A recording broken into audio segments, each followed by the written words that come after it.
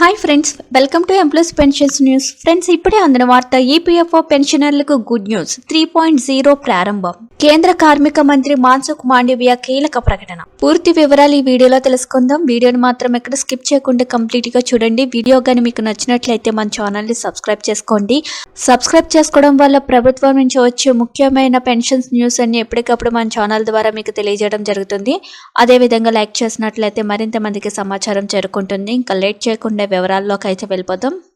Employees provident fund organisation లావాదేవీలు ఇక 3.0 వర్షన్లోకి మారనున్నాయని కేంద్ర కార్మిక ఉపాధి కల్పనా శాఖ మంత్రి డాక్టర్ మాన్సుఖ్ మాండవీయ వెల్లడించారు. బ్యాంకు తరహాలోనే ఈపీఎఫ్ఓ కార్యకలాపాలు నిర్వహించేందుకు ఏర్పాట్లు జరుగుతున్నాయన్నారు.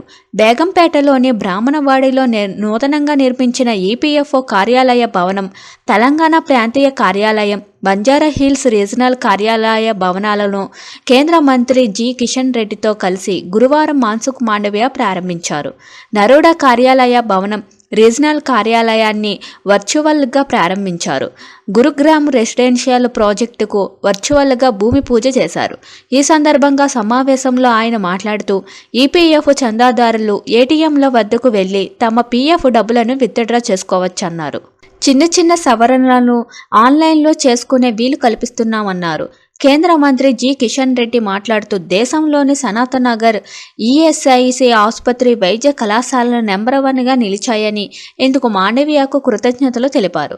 తెలంగాణలో మరిన్ని ఆసుపత్రులు ఈపీఎఫ్ఓలు నిర్మించాలన్నారు. ఈ మేరకు రాష్ట్ర ప్రభుత్వానికి ప్రతిపాదనలు పంపామన్నారు.